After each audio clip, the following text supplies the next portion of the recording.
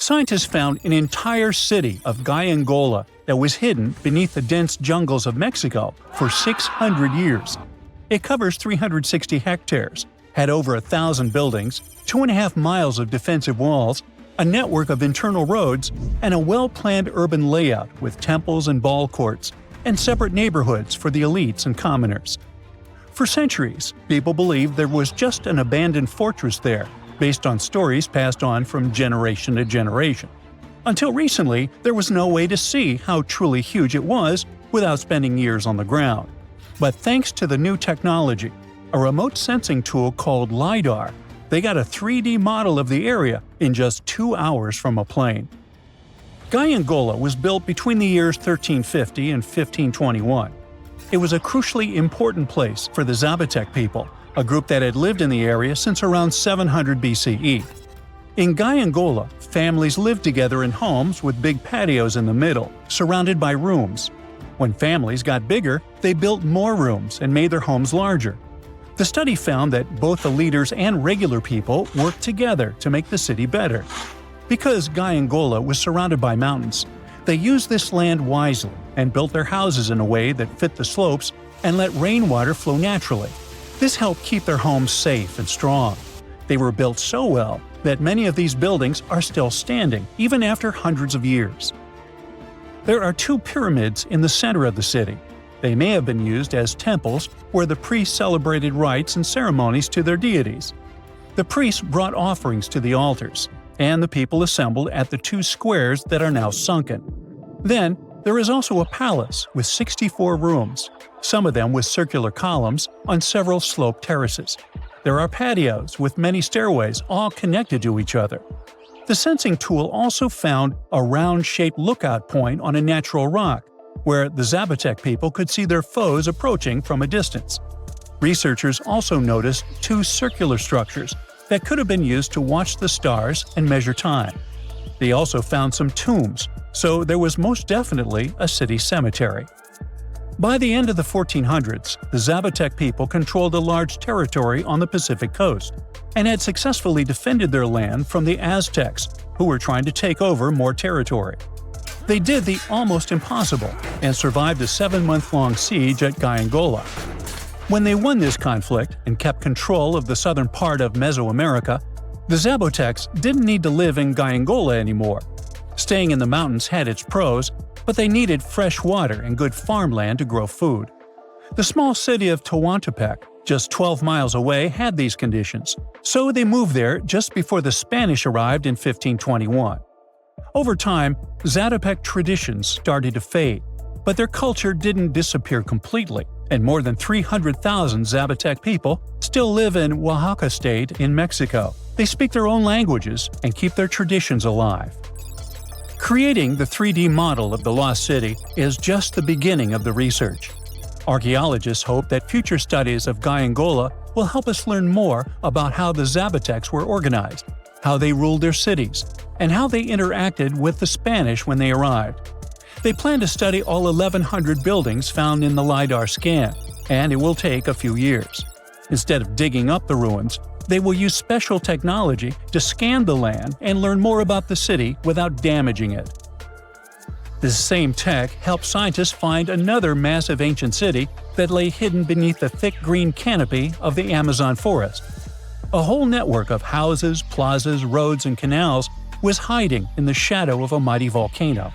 For centuries, many scientists assumed that ancient Amazonian people lived in tiny huts, clearing patches of land to survive.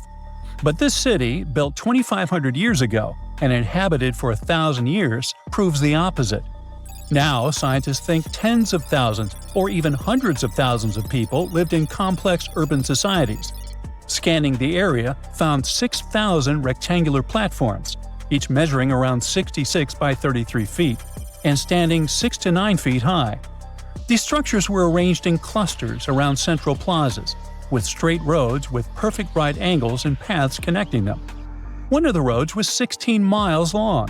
Building straight roads like this is far harder than just following the landscape. Some of these roads may have had deep spiritual or ceremonial significance.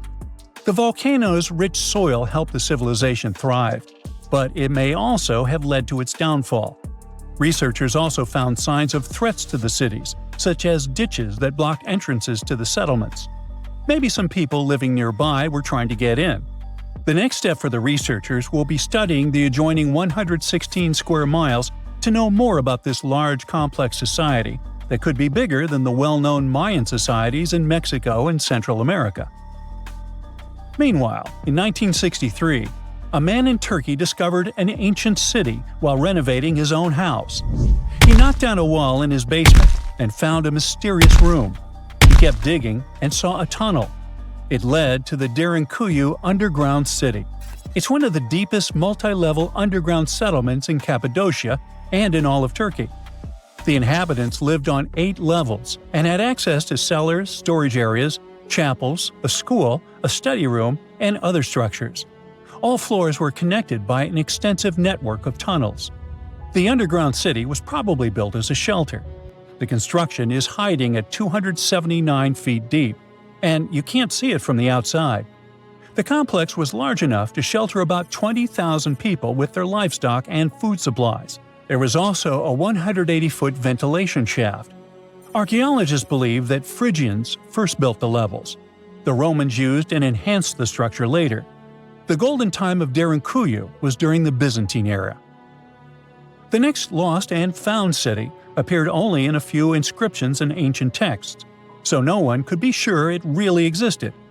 Scientists searched the majority of the coast of Egypt, until one archaeologist and his team detected a colossal face looking at them from under the water. The ancient city of Thonis-Heracleion was discovered completely submerged 4 miles off Alexandria's coast. In the ruins of the lost city, there were 64 ships, 700 anchors, and a treasure trove of gold coins. Archaeologists believe the 16-foot-tall statue and the temple remains are the most important findings discovered by the expedition. Back then, the city had ceremonies and celebrations that took place in the Temple of Ammon. The ruins and artifacts were made from granite and diorite, so they were in good condition even after having been in contact with water for centuries. They give people a glimpse into what life was like 2,300 years ago in one of the most important trade ports of the world. The city had a network of canals, sort of like an ancient Egyptian Venice. The canals linked many separate harbors and anchorages. Towers, temples, houses, and other structures were also linked by bridges. Thonis-Heracleion was the country's main port for international trade and the collection of taxes. No one really knows how the city ended up submerged, but archaeologists connect it with natural causes. At the end of the 2nd century BCE, most probably after a flood, it got covered with water. Then Alexandria, the city founded by Alexander the Great, became more glorious than Heracleion. Before Alexandria's fame, Heracleion was the main port of entry to Egypt. So after the tragedy, many ships heading for Heracleion had to change their route and go to Alexandria. Heracleion lost its glory until its discovery in 2000. They finally did it. After 300 years of searching, archaeologists pinned down the location of the lost land of the White Jaguar, the city of Maya hidden in the wild jungles of Mexico. It all kicked off back in the 1500s with the Lacandon Maya. These guys were some super tough survivors who just didn't quit. When their main capital, Lacamtun, fell to the Spanish in 1586, most people would have called it game over. But not the Lacandon. Nope, they packed up, headed deeper into the rainforest, and built their last stronghold, Sak B'alan.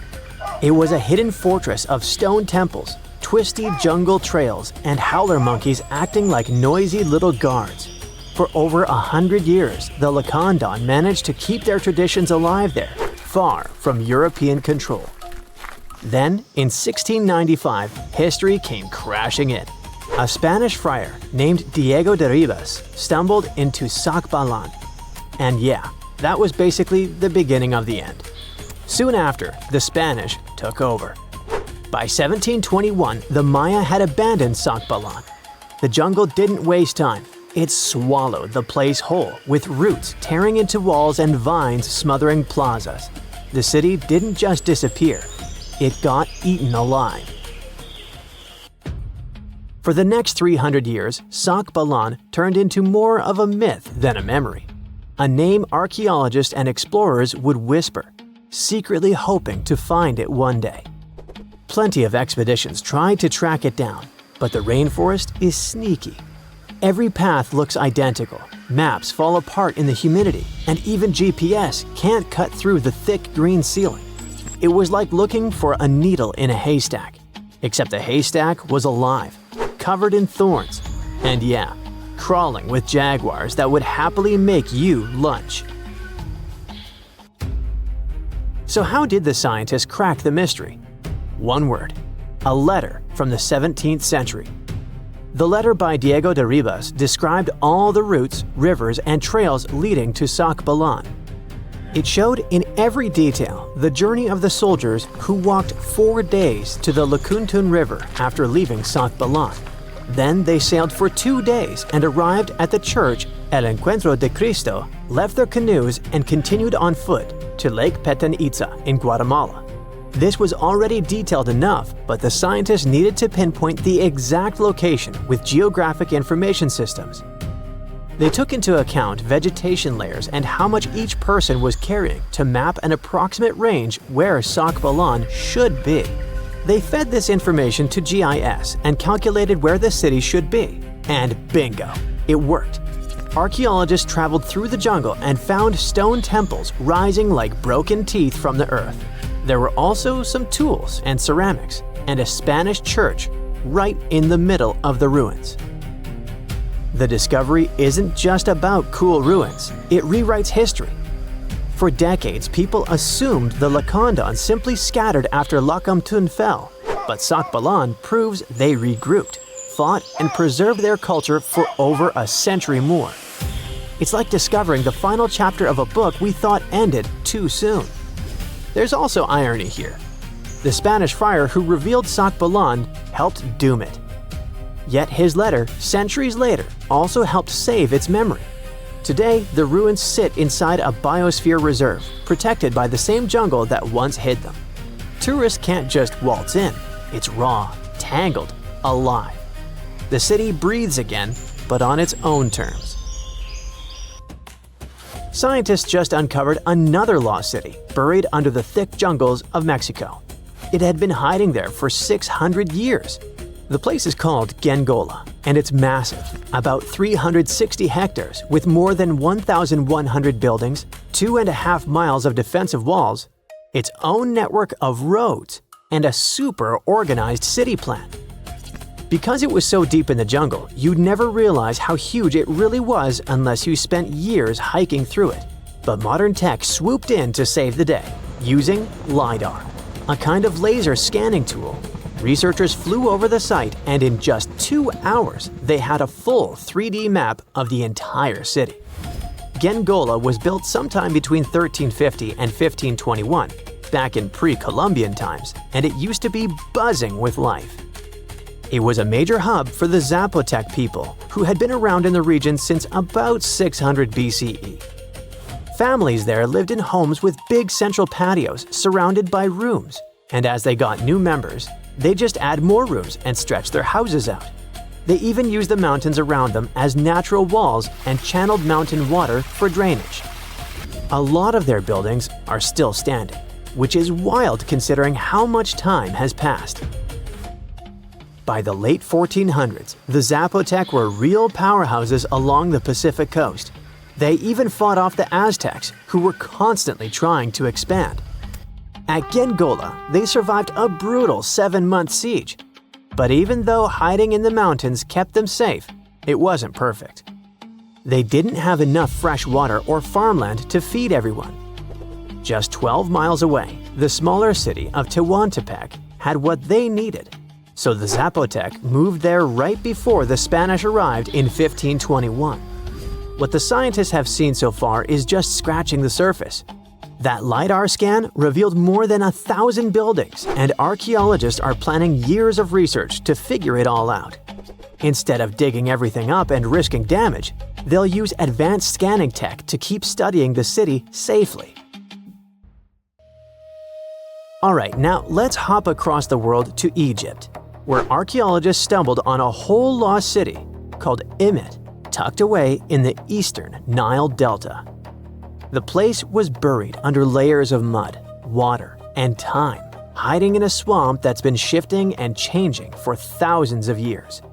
Scientists first noticed it from way up high in faint little clusters of mud brick foundations in satellite images.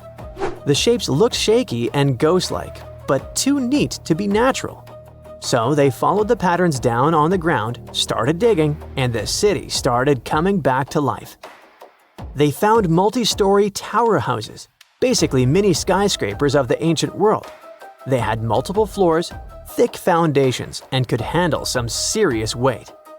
That kind of vertical living is super rare in Egypt, especially outside the Nile Delta. It showed that people in Imet weren't just spreading across the land, but stacking upward, which means the city was packed, carefully planned, and way more urban than anyone thought for that time. And it wasn't just fancy housing either. Archaeologists also uncovered a grain processing center with paved work areas, animal pens, and organized spaces for food production. Clearly, this was a city with a real economy running behind it. Not far from there, they spotted a ceremonial road that once led to a temple for Wadjet, Imet's patron deity. But later on, other buildings got plunked down over the road, which shows that Wadjet's worship faded over time. Still, the ruins coughed up some amazing relics, a green faience little funerary figurine, and a stela showing Harpocrates perched on crocodiles and gripping snakes. He was the Greek spin on Horus, deity of silence, secrets, and the newborn sun. And there was even a bronze sistrum, an ancient Egyptian musical instrument decorated with twin heads of Hathor.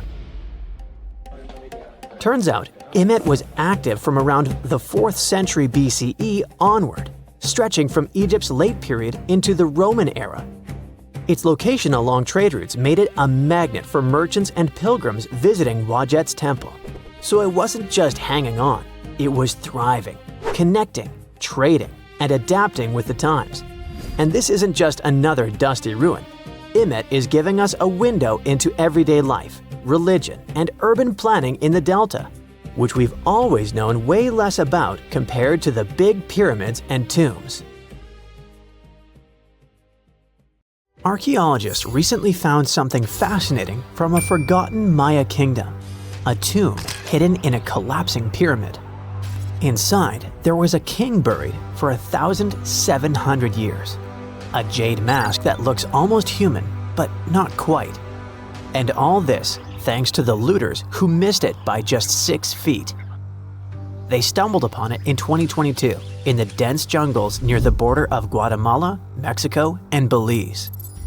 In Mayan times, this little place used to be called Chachkitam. It's a lost city, half swallowed by jungle. This place meant pretty much nothing compared to other big Mayan cities, like Tikal or Teotihuacan, or so we thought. The team found a tomb of a Mayan ruler. The artifacts, the names of kings, all this revealed that Chachkitam wasn't just some tiny village. It was a pretty important place for that culture. And what they found inside that tomb may rival the treasures of any Maya metropolis. The tomb's ceiling had collapsed long ago, but the offerings were still inside and remained intact even after centuries. They recovered over 16 spondylus shells. These things were used by the ancient elite for power and rituals. That meant that whoever the tomb was related to, it was someone wealthy, of high status, who got themselves a ceremonial burial. Archaeologists also found carved femur bones. They were etched with hieroglyphs and names. Maya literally wrote their history in human remains. Researchers want to dive super deep and get a DNA analysis on the bones. Maybe that will help uncover familial ties, origins, or health problems these people might have faced. And most important of all, the mosaic jade mask.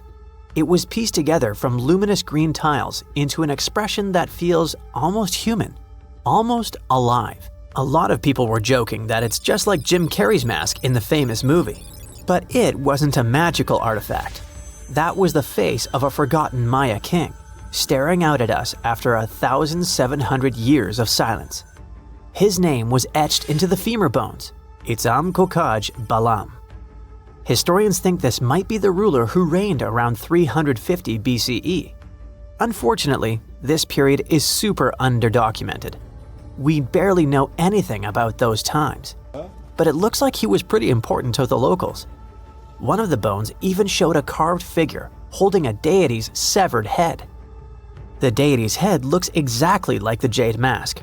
Perhaps this was supposed to be the king himself, defeating some mythological villain. Other inscriptions mention the king's father and grandfather. That links Chachkitam to the mighty Maya capitals we mentioned, Tikal and Teotihuacan. Tikal was once the beating heart of the Maya world. It was a fascinating megapolis. A city rose from the Guatemalan lowlands with towering step pyramids that scraped the sky. That place was home to tens of thousands of people. It was also a hub of art, astronomy, and culture. The rulers were worshipped almost as living deities. Their deeds were carved into stelae that still stand amid the howler monkeys. Teotihuacan was located even further north. Now that was a mystery of another kind. It wasn't really Mayan, but rather Central Mexican. But still, that was a true metropolis, one of the largest cities in the world during its time. It was most famous for its Avenue of the Dead and colossal structures like the Pyramid of the Sun. It was a rich cultural center that had a worldwide influence. For centuries, both Tikal and Teotihuacan seemed to have completely different cultures. Tikal was a flourishing city-state where people loved reading, astronomy, and beautiful architecture. Teotihuacan was a titanic militaristic superpower. Two big centers of Mexico, separated by 600 miles of jungle and mountains. Compared to these imperial capitals, Chachkitam was a whisper. But it looked like this Itzam guy from the tomb wasn't just a ruler of a random village. He seemed to have political ties in ancient Mesoamerica. The craziest part is that we almost lost this piece of history, all because of the looters. At some point in the past, grave robbers had tunneled dangerously close. They stopped digging just 6.5 feet away from the tomb. That's just like in that meme with the diamonds. Sometimes you stop digging right before you hit it big. But in our case, thank heavens they didn't get there first. That's how close we came to losing a piece of history. In an almost poetic irony, it was the looters' tunnels themselves that led Estrada Belli's team to the site. Archaeologists have been looking around and using the so-called LiDAR technology. That's basically laser beams shot from high above, which help them map the spot. It's like taking X-rays of the jungle floor. And that's when they found the little signs of intrusion. They quickly realized that if someone was digging here, they were probably looking for something important. Without the failing looters, they might have walked past a discovery. In any case, archaeologists want to keep searching. They might even find more chambers buried inside the abandoned pyramid. We just keep finding mysterious things related to the Maya. Recently, buried deep within the ruins of Tikal, archaeologists found a house, and in that house, a limestone altar. It was covered in vibrant murals of red, yellow, and black. What's weird is that this build wasn't made by Maya. It was unmistakably Teotihuacan in style. And just like the tomb from before, it was made about 1,700 years ago. The altar was discovered inside a Maya-era residence known as Group 6DX7. It stood 3.5 by 6 feet right in the center of the home. That was very typical for Teotihuacan traditions. It bore a mural of the storm god. That was also a central deity in the Teotihuacan pantheon. But this altar depicted no kings and no rulers. That's very weird. As we said, Maya worshipped and honored their dynasties and political power, putting them pretty much everywhere, like submerged. But instead, this altar worshipped the deities alone, and it did so in the heart of Maya's main capital, Tikal. When archaeologists dived deeper, they saw it as unmistakable proof that Teotihuacanos not only came to Tikal, they thrived there. This house wasn't some trade outpost. People actually lived in it. Teotihuacanos built homes, practiced their rituals, and left their deities behind in this city. And Maya seemed to be chill about that. Researchers think this was a home for some elite people from Teotihuacan, or maybe it belonged to Mayans who practiced Teotihuacano culture and deeply respected it. But it might be something darker than a simple, friendly multiculturalism. The two cities weren't in the best relationship. There was some tension, maybe even surveillance. The house and the altar were probably built around 300 to 400 BCE. That was a period when Tikal was rising in power. This might have caught the attention of the mighty empire to the north. It's almost as if Mayans poked the beast. By 400 to 450 BCE, that attention may have become something sinister. The altar could have actually been the symbol of domination. Had the Maya of Tikal truly welcomed their guests, or did they come here and bluntly started building foreign altars in sacred spaces? Did Teotihuacan use this as some kind of soft invasion? In that case, it would make sense for Mayans to destroy that place or vandalize it somehow. Mayans regularly buried their buildings and rebuilt on top of them. But for some reason, this altar remained untouched. Mayans found it and buried it with the surrounding buildings as they were. No vandalism, no destruction, no rebuilding even. Looks like they had some complicated feelings about Teotihuacans. It was a time when cultures clashed, fused, overlapped, and possibly spied on each other. Perhaps one day we'll learn more about what really happened among these ancient civilizations. Eridu, a megacity older than the first known civilization and older than the pyramids of Giza, was buried in the sands of the Mesopotamian desert for over 2,000 years. Now, scientists have made a discovery that changes what we know about the ancient city. They found over 4,000 canals around Eridu that brought water to more than 700 farms where people worked between the 6th and the early 1st millennium BCE. Now, Eridu was founded around 5400 BCE and was the city of the first kings and history's first city according to the Sumerian king list, an ancient text on a clay tablet. Ancient Sumerians believed that deities created this city when they decided to settle on Earth. Eridu plays such a big role in Sumerian myths and legends that, at some point, people used to think it was just a mythical location. The most famous Eridu myth says that the skies got angry because humans were too noisy, so they decided to send a great flood to wipe them out. A new study showed that the Euphrates River served as the source of water for the entire city. The researchers mapped what remains of the ancient landscape and found a well-developed network of artificial irrigation canals. They discovered 200 large main canals pulling water from the Euphrates, and those canals fed another 4,000 smaller canals. The team used everything from satellite images and drone footage to soil analysis, old records, and remote sizing tech to map out the area. The 700 farms that used the water from the system were different in size, from about 5,000 square feet to over 200,000 square feet. The main canals were a little over a half-mile long, and some stretched more than 5 miles. The smaller canals could be as short as 32 feet. Rivers in Mesopotamia were the main water sources for farming, so ancient farmers had to learn how to guide water from the river to their fields. It all started with simple methods, like digging small canals, but over generations, they learned how to build massive canals up to 62 miles long. The Euphrates itself helped the farmers. Water was moving thanks to gravity down its elevated riverbanks, and natural breaks in the banks let it spill onto the land. Researchers aren't sure when each canal was in use, and it's unlikely that all 4,200 canals were active at the same time during that long period. Now, Eridu used to be an important religious and trade center because of its strategic location on the Persian Gulf. Its economy mostly had to do with fishing, thanks to the Euphrates River. Researchers found fishing nets and weights and whole bales of dried fish at the site. And there were even models of reed boats, the earliest physical evidence we have for constructed boats anywhere. The city was thriving until people abandoned it around the year 600 BCE, and scientists still aren't sure why they did it.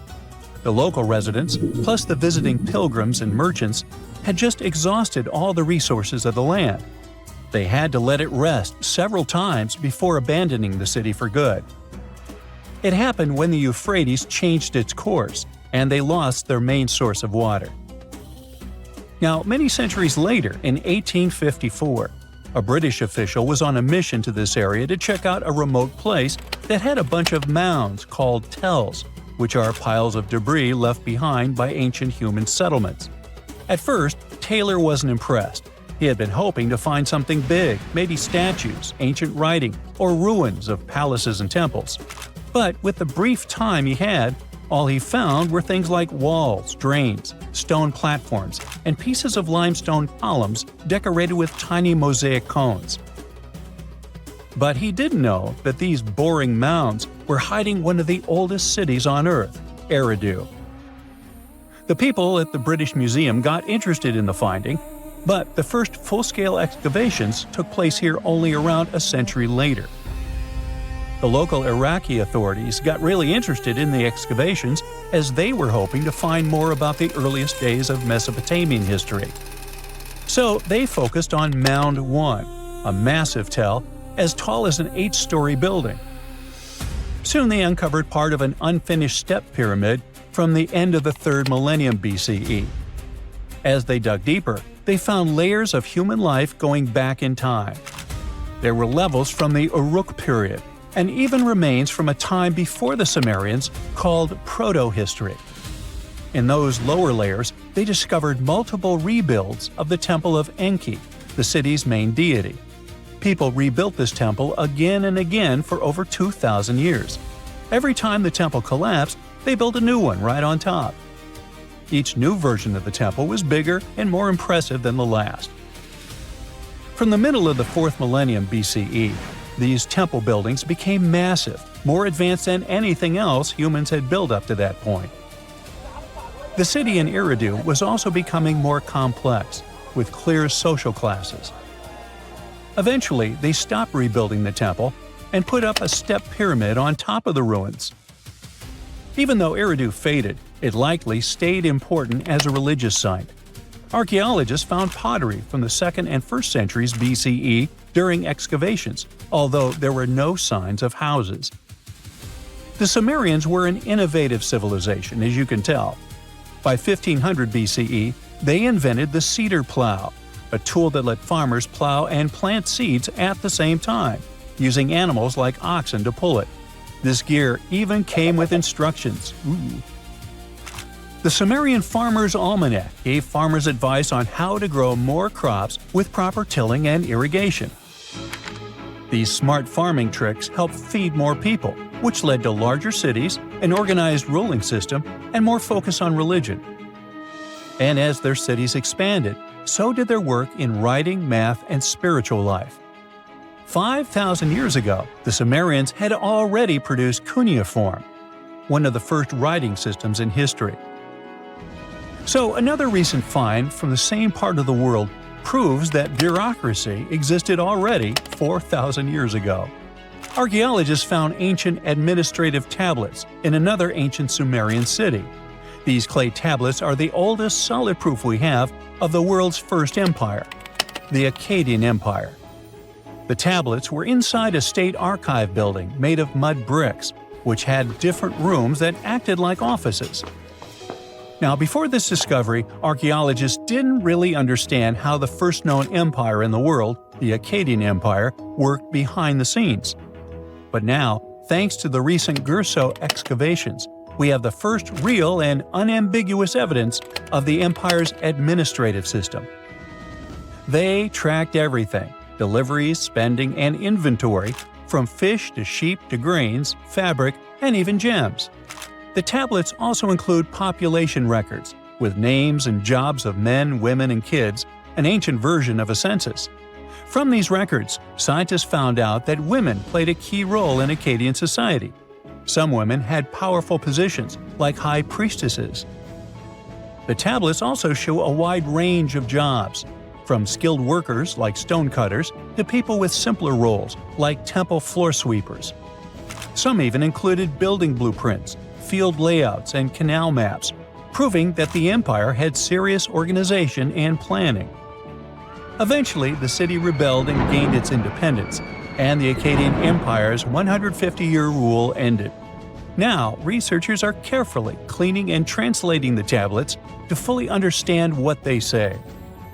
These new finds will replace older, incomplete ideas about the empire and give us a way more accurate picture of how Akkadian power and the ruling system actually worked.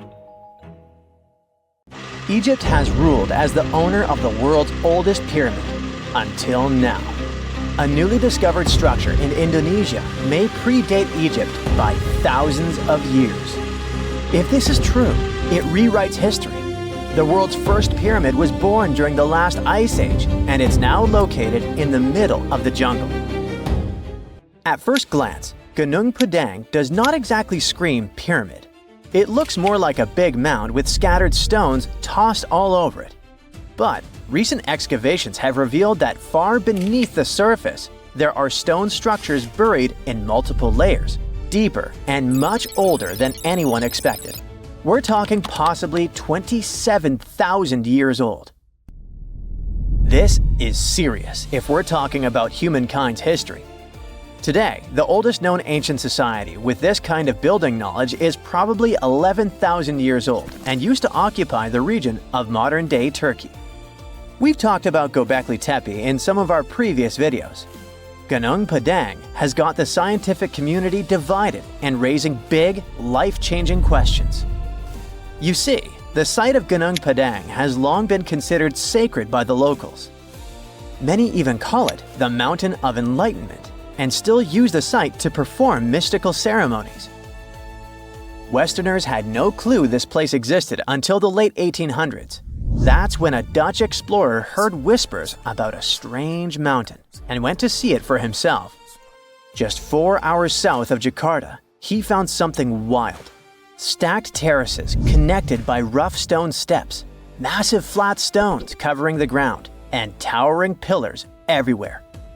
To him, it looked like an ancient ceremonial site, maybe even a burial ground.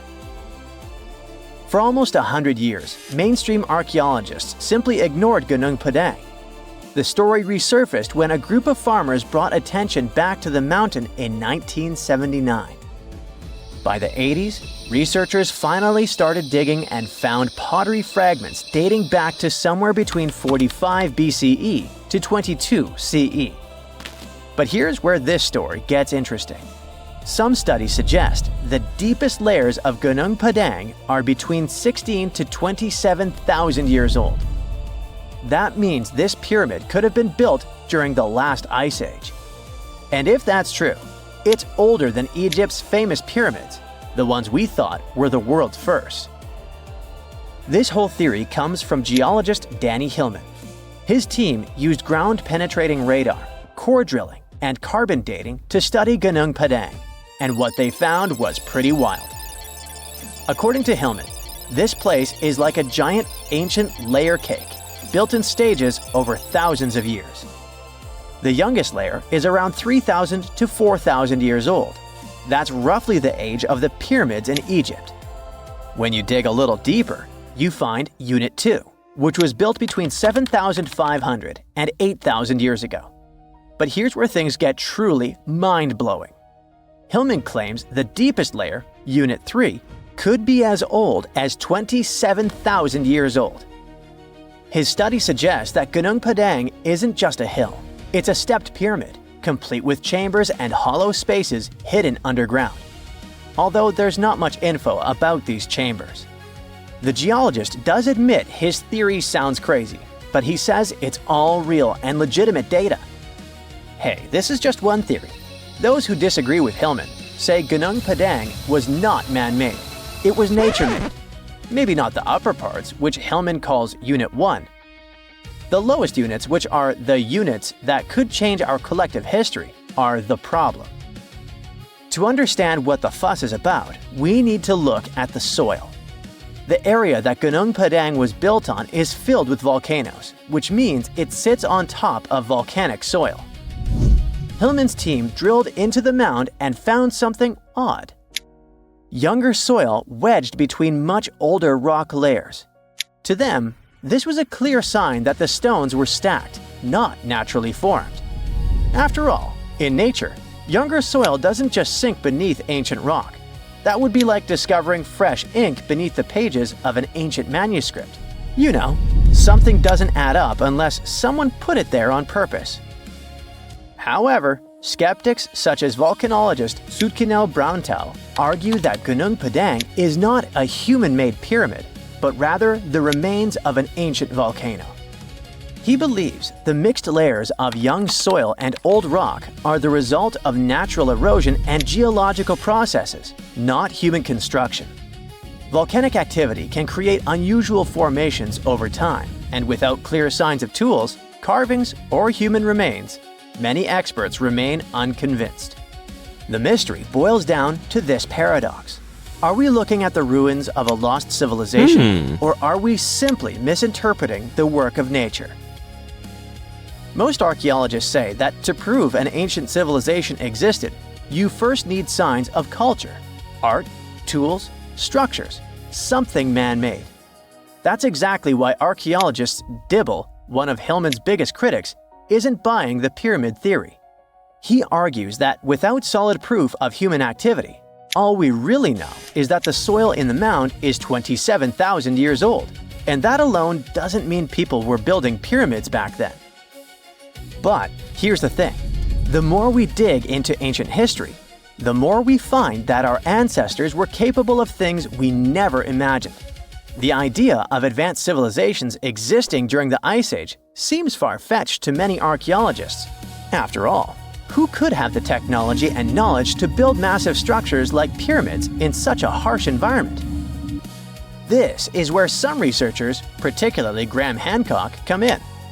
Hancock is known for his controversial theories that say that advanced civilizations may have existed during the Ice Age. The last Ice Age lasted from about 2.5 million years ago to roughly 11,700 years ago. During its peak, huge ice sheets covered large parts of North America, Europe, and Asia, making it a challenging time for human survival.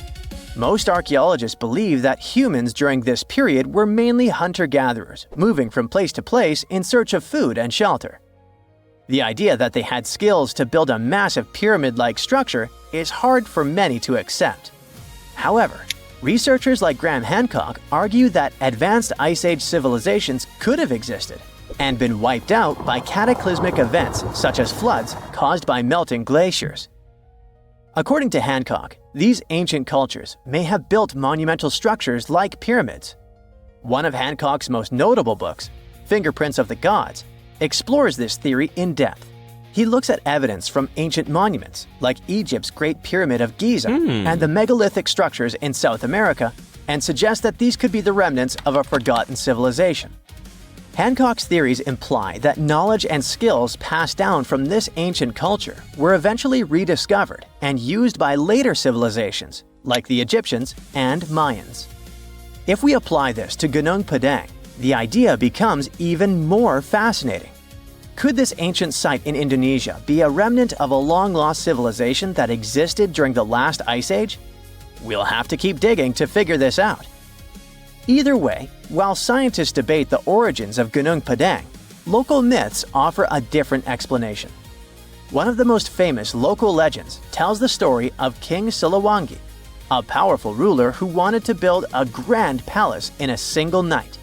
With supernatural strength, he began stacking enormous stones to create his masterpiece.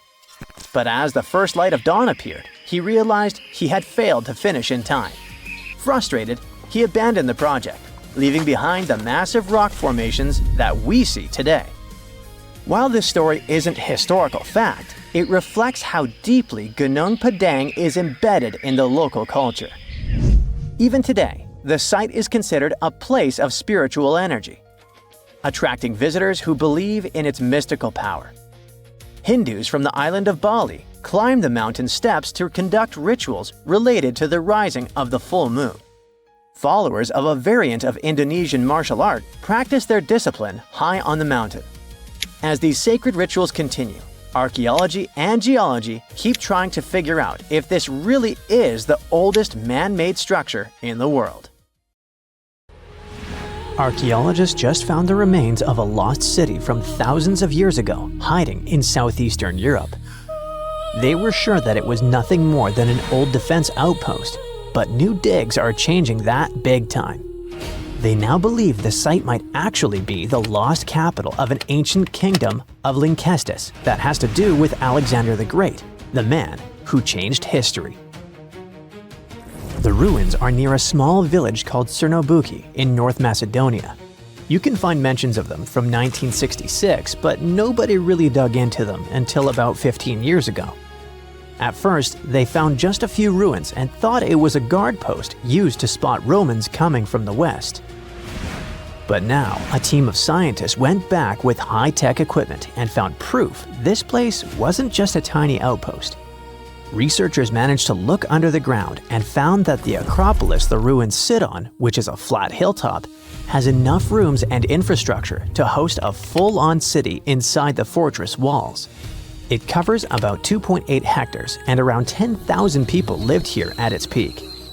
Researchers also found a textile workshop and plenty of artifacts, including a coin from the time of Alexander the Great and with his image, axes, game pieces, and an oil lamp, and even a small ceramic with a heart motif.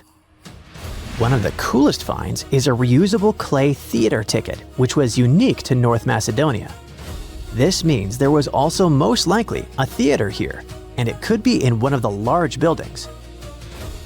Experts used to think that the city was from the time of King Philip V, but now, thanks to the coin and especially the ancient tools and broken pottery that were found, they believe people might have lived there during the Bronze Age.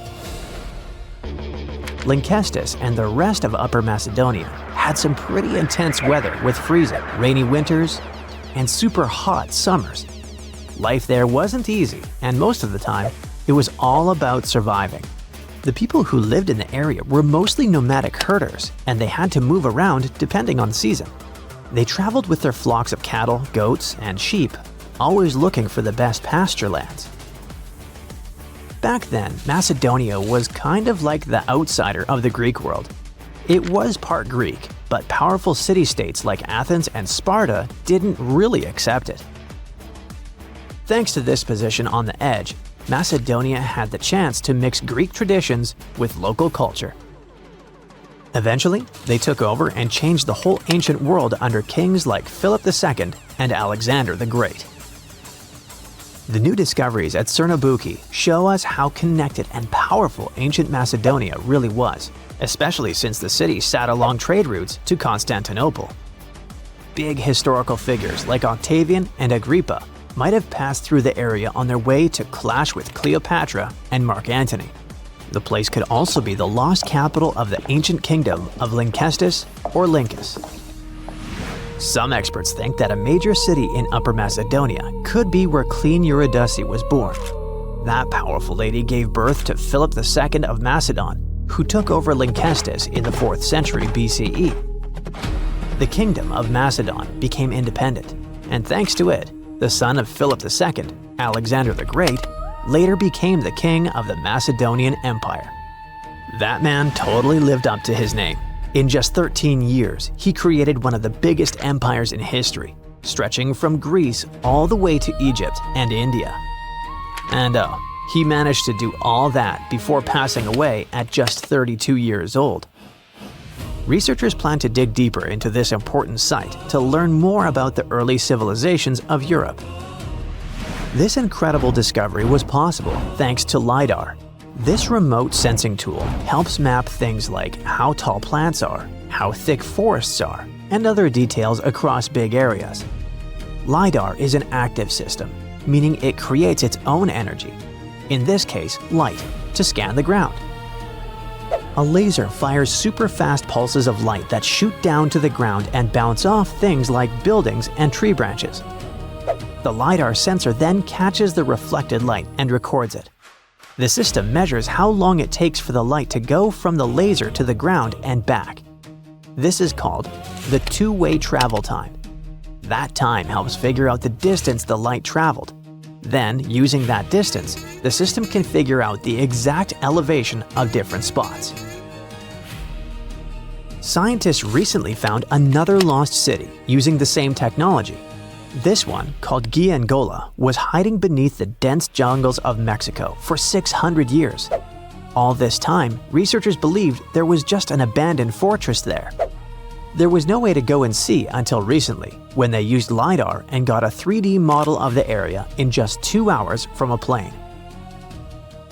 Guiengola was built in pre-Columbian times between the years 1350 and 1521.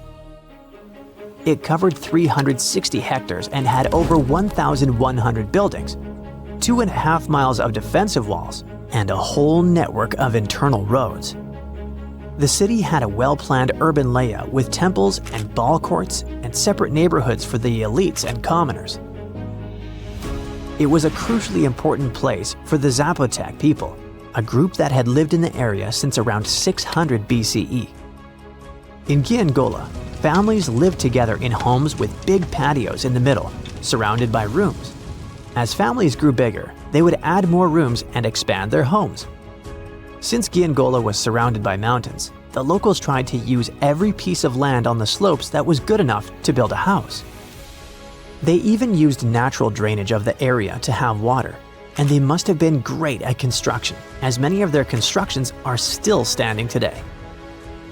But at some point in the beginning of the 16th century, they didn't have enough fresh water and good farmland to grow food, and moved away to nearby Tehuantepec.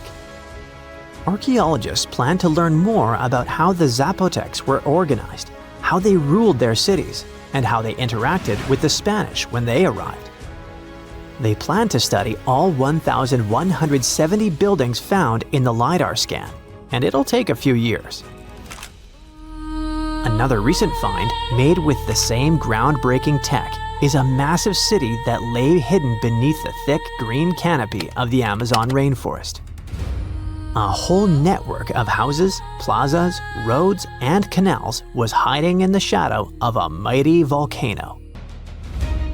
Many scientists thought that ancient Amazonian people lived in tiny huts and cleared patches of land to survive.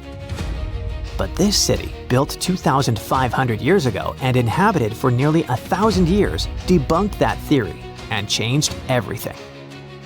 Now, researchers think tens of thousands or even hundreds of thousands of people lived in complex urban societies.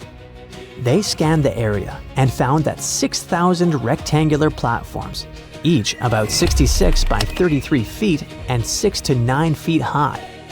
These structures were arranged in clusters around central plazas that had straight roads with perfect right angles and paths connecting them. One of the roads was an impressive 16 miles long. Building straight roads like this is way harder than just going with the landscape. Some of these roads may have had great spiritual or ceremonial significance. The civilization was thriving thanks to rich soil from a nearby volcano. But the same volcano may have also led to its downfall.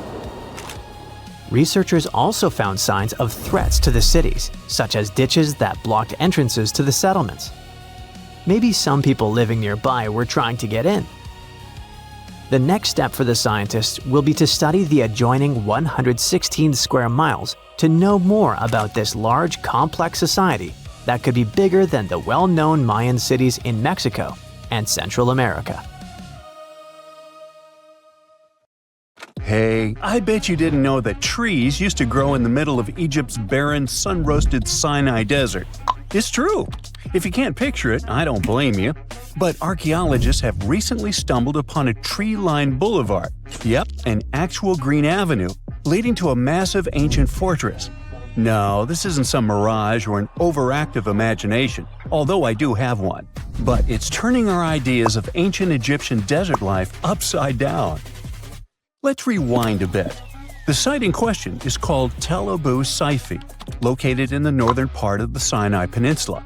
For a long time, it was known as a dusty archaeological footnote, the home of ruins from the Ptolemaic and Roman periods. You know, the era after Alexander the Great swaggered through Egypt and the Roman Empire called dibs. But recently, Egypt's Ministry of Tourism and Antiquities decided to give it a fresh dig, and what they found out turned to be more than just a forgotten outpost. We're talking about a full-on military fortress with defensive trenches, paved roads, lime kilns, barracks for soldiers, and even room for their families. A whole bunch of living quarters right in the middle of a desert doesn't feel very homey until you remember our star, the unexpected Green Avenue. This road was over 300 feet long and 36 feet wide, as long as an American football field, paved with limestone slabs and lined with more than 500 clay planting pits. These weren't for show, they held actual trees, creating a shaded tree-line entrance straight to the fortress. Imagine walking through that, the sun blazing overhead, and suddenly, blessed shade. Ooh. Now, that's not just a grand entrance, that's an ancient red carpet, or maybe a green one. But this wasn't about curb appeal. The existence of hundreds of trees in a desert landscape over 2,000 years ago tells us something big. You see, the Ptolemaic Egyptians weren't simply good at building monuments. They were also masters of water management. In a place where rainfall is rarer than a selfie with a pharaoh, they somehow found a way to grow rows of trees. Now, let that sink in. To irrigate that many trees in a desert, they must have had a sophisticated irrigation or water transport system, something capable of moving and distributing water efficiently in this harsh climate. Maybe they channeled groundwater, or maybe they captured seasonal rain, or maybe ancient sprinkler systems. Okay, maybe not that fancy. But still, it's clear they were ahead of their time. Here's the thing, we already know the Egyptians mastered water control. They harnessed the Nile with ditches and canals to feed distant fields. So irrigation wasn't exactly a mystery to them. They had the skills and the knowledge. And sure, scientists still debate what the Sinai climate was like 2,000 years ago. But many believe it may have once been greener. After all, take one look at those dramatic mountains and rocky landscapes, shaped and sculpted as if by brute force of ancient rivers. And it's hard not to think that water once played a bigger role out there. Plus, archaeologists have found tons of evidence showing that Ptolemaic Egyptians cultivated fruits, vines, and trees on a large scale. In other words, growing a forest in a desert might feel wild to us, but to them, it was just another Tuesday. And now, this Green Avenue is making archaeologists wonder, what if similar irrigation systems were used elsewhere, say for transporting the enormous stones used to build the pyramids? There's already a theory that ancient rivers or human-made canals helped move those stones. And the Tel Abu Sifi discovery? Well, it might just be the missing puzzle piece. This isn't just a dream. Back then, rivers were like highways, power grids, and cargo trains of the ancient world, all rolled into one. Egyptians used them for everything – irrigating crops, trading goods, powering industry, and even mobilizing for war. If you were doing something important, odds are it involved a river. But wait, it gets even better. Excavations revealed deep defensive trenches, like ancient moats, dug more than 6 feet deep around the fortress. Those weren't just muddy ditches. They were part of an elaborate defense system designed to be filled or bridged to control access. Think of it as ancient Egypt's version of a retractable security gate, minus the hydraulics. And while the trenches were keeping intruders out, life inside the fortress was bustling. Remember how we said archaeologists had found military housing units? It turns out soldiers might have lived there with their families. So this wasn't just a barracks, it was a thriving community, with meals, routines, kids playing, and probably a whole lot of ancient gossip flying around the dinner table. In addition to all the military stuff, researchers found 4 massive lime kilns used to produce quicklime, an essential ingredient for making construction mortar. These kilns are a big deal because they suggest that during the later Roman period, Tel Abu Sifi turned into an industrial hub. It was like the Home Depot of ancient Egypt, churning out materials to build and repair buildings. But here's where the plot thickens. Underneath all of this, beneath the roads, the trenches, the kilns, archaeologists found the corners of an even older structure, a mystery building. Could it be the remains of a third, much older fortress? Or an ancient cemetery or lost city? Nobody knows yet, but one thing's clear, this story isn't over. Honestly, this might be the coolest archaeological cliffhanger of the decade.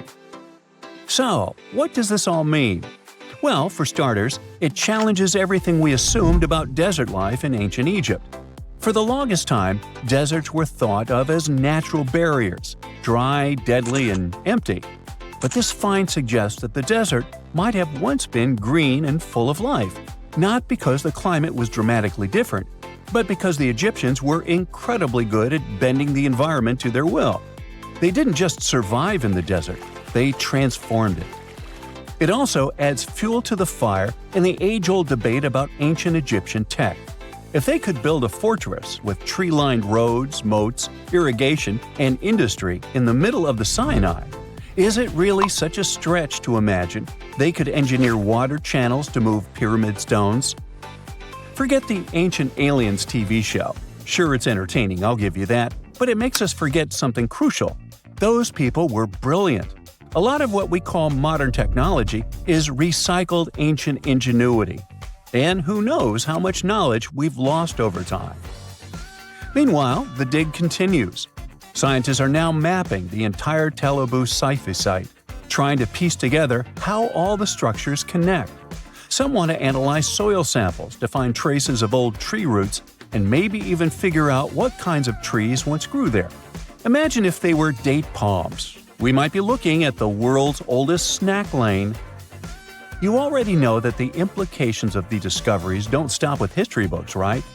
This kind of discovery has modern relevance too. Our world is going through a lot of change, with crazy weather and huge heat waves. So maybe we should be asking, what can we learn from ancient civilizations that once made the desert bloom? If nothing else, Tel Abu Sifi reminds us that the ancient Egyptians were more than just pharaohs, pyramids, and mummies. They were visionary planners, eco-architects, and straight-up problem solvers. They didn't wait for nature to hand them what they needed, they engineered it. And thanks to discoveries like this, we're getting a clearer picture of just how advanced and, frankly, how cool ancient Egyptian civilization really was. So next time someone tells you deserts are just empty wastelands, you can hit them with this fun fact. Over 2,000 years ago, in the heart of the Sinai Desert, there was a fortress with a tree-lined avenue, moats, military housing, an industrial center, and even a secret underground structure. Take that, sand dunes! Who knows what else is still buried out there, waiting to rewrite history? You are lost deep within the jungle in the Yucatan Peninsula in Mexico. There are strange noises all around you, and to make it worse, the sun is setting. Soon, you'll be alone in the middle of an unknown rainforest. Guess it was a pretty bad idea to come looking for El Dorado on your own, wasn't it? You keep walking as fast as you can, when suddenly, wait! What's this you're seeing? It looks like large stairways made out of stone. This definitely doesn't look natural, so you take a picture. Maybe you didn't strike gold, but you might have just found something relevant. Congratulations! You found Akkadian, a long-lost Mayan city, hidden 37 miles into the jungle. The name literally translates to stone column. Stone was probably in at the time, so these guys used a lot of it to build their pyramids, houses, and even ball courts. If you ever thought that Europeans invented ball games, think twice. Mayans loved to play ball games for recreational purposes. Akkadian is part of a series of other long-lost Mayan cities that are being discovered with the help of new technology nowadays. We'll talk more about the other ones in a jiffy. Perhaps the biggest surprise of this one is that it was surrounded by wetlands, which is why the city was built on high ground. The city was monumental, covering an area of over 120 acres. That would be as big as 90 football fields right next to each other. Scientists have found proof that Akkadian had pyramids of up to 49 feet high, and that it was likely an important social hub between 250 and 1000 CE. This is definitely a game changer. But lost Mayan cities began to be unearthed in the 19th century. Modern technologies, such as LiDAR imaging, help archaeologists see through dense canopies of the forests. This means that people don't really have to risk getting lost in the tropical jungle like you did at the beginning of this video. LiDAR works sort of like an X-ray. It sends out laser beams that can detect any signs of ruins or ancient constructions. According to space archaeologist Sarah Parchak, satellite imagery has been a key player in discovering ancient cities in South America, Egypt, and other places. Sarah herself spends most of her days scouring images for any signs of where there could have been cities long ago. She says that more often than not, what happens is that ruins are covered by vegetation, soil, or sand, which makes them super tricky to find. But thanks to these awesome tools, scientists also made the huge discovery of ancient Mayan causeways, which spread throughout old Mayan territories. I mean, take a look at these roadways. You'd expect to see ruins like this in places such as Portugal, England, or the United States. I'm talking about 130 feet wide roads painted white to help travelers journey through the nighttime. Scientists recently unearthed a 110-mile network of roads such as these, and they think this dates back to before the first registered Mayan highways we've known so far.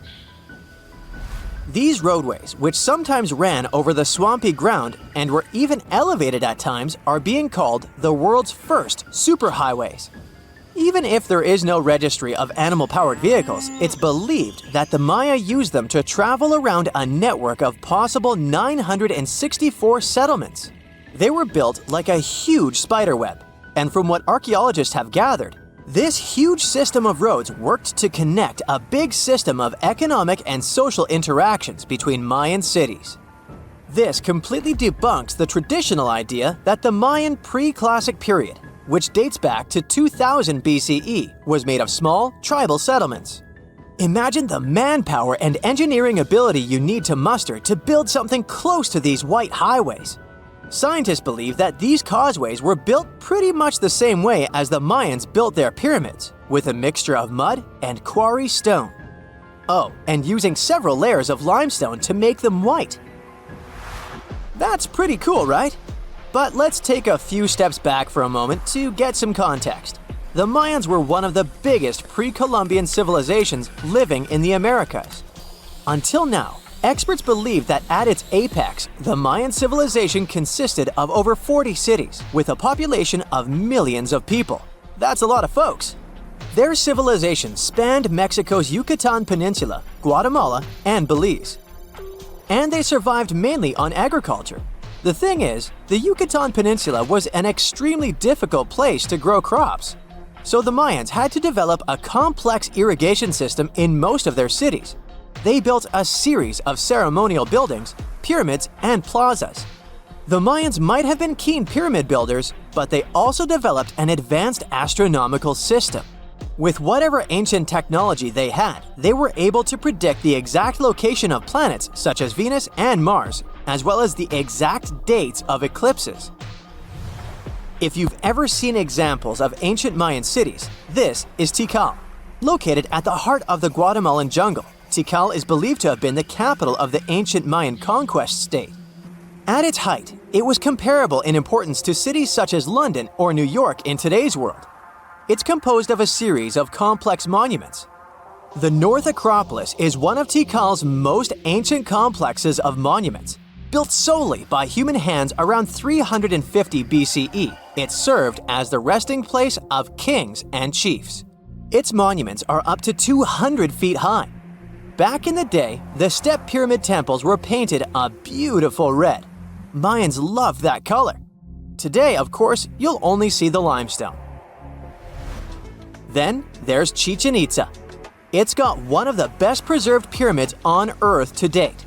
Located in Mexico's Yucatan state, this Mayan city is well over 1,500 years old. At its peak, it was home to 35,000 people. The site covers 4 square miles of land. The highlight is El Castillo, a tremendous step-like temple standing 80 feet above ground. Its most peculiar feature is that it has 91 steps up each of its 4 sides, including the upper platform, which makes for 365 steps, the same number of days as the solar year. You can see that these folks were a pretty big deal, huh? That's why nobody can really understand what happened to them. there's a big lack of evidence on the decline of this almighty empire. What could have been the cause of their demise? Was it a drought? New research in 2017 did bring some new discoveries into the mix. Using data from a site at Sak B'alan, located at southwest of Tikal, scientists analyzed radiocarbon data from ceramics and archaeological excavations to extract new information about the unexpected demise of this great civilization. The information shows that instead of a sudden collapse, the Mayans most likely fell in waves of social instability and political crises. These events are believed to have deteriorated Mayan city centers and began causing the dispersion of the Mayan population. It's hard to pinpoint the exact causes, though. But hey, recent discoveries are shedding a big light on humanity's past. Not only about the Mayan Empire, but about other long-lost civilizations of South America. A major recent discovery in Brazil was done using satellite imaging technology and is also shocking scientists. Some images from near the Xingu River, also in the Amazon, suggest that cities of millions of people might have existed inside the jungle, way before our modern civilization ever existed. I mean, if this doesn't shock you, I don't know what will. Satellite imagery also detected a network of trenches dating back to 200 and 1200 CE in the Bolivian Amazon forest. These proofs suggest settlements that could have supported around 60,000 people right in the middle of the Amazon forest. When researchers from the University of Florida went on ground to check the satellite information, they were shocked to find several mounds that were accompanied by ditches and geoglyphs. Archaeologists also found remnants of carefully designed walls centered around plazas, much like the type of construction done by the ancient Mayans. There you are, trekking across a desert on foot. It's hot, you're terribly thirsty, and now you gotta walk around this stupid wall. Wait, a wall in the middle of a sandy, lifeless nowhere? Exactly, a wall in the northern Saudi desert. Archaeologists have just made a super exciting discovery, and what they found was not just a single wall. No, it was a whole ancient walled city that might date back to 2400 BCE. They think this place was home to around 500 people and could have been used for 1,000 years. This discovery is groundbreaking. It means that the area could have been way more advanced than anyone expected. The city was well organized, with different zones for living, towers and strong walls for protection, and different sections for all kinds of daily life. This ancient city, now called Al-Nata, was basically an oasis town. And it's great since it can give us a peek into what life might have been like in this desert thousands of years ago. Apparently, they had clearly separated areas, like residential sections, a cemetery, farmland, and even a town center. This oasis city, found in the Khaybar area, is the first big organized settlement from the 2nd or 3rd millennium BCE that researchers have uncovered in northwestern Arabia. The first surveys show that this town, which covered about 6 acres, had several districts, including the residential area, the cemetery, and the legal one, with courts. The houses were set up in neat rows, all connected by small roads. Those streets kept the residential area separate from the rest of the town. Back then, most people in this region were nomadic herders, always moving around. But archaeologists have been sure that during the Bronze Age, Northwest Arabia had small walled towns and oasis centers scattered across it. These connected oasis towns were unique, offering secure places for people to live, store goods, and trade. They started showing the beginnings of urban planning, which hints that people of that time were already starting to settle down and organize communities more seriously. The research team estimated that there were about 50 homes in Al-Nata, but that number could go up to 70 as they keep digging. They think that a few hundred people lived there, and probably one of the coolest things is that some houses went up to 3 stories tall. Built on a slope near a couple of major trade routes, this city was set up in a prime spot. Now, one of the most impressive things about this place is its water supply. The oasis had springs and aquifers, which are underground water sources, and such conditions were perfect for farming. Those water sources meant residents could grow their own food, making the town self-sufficient.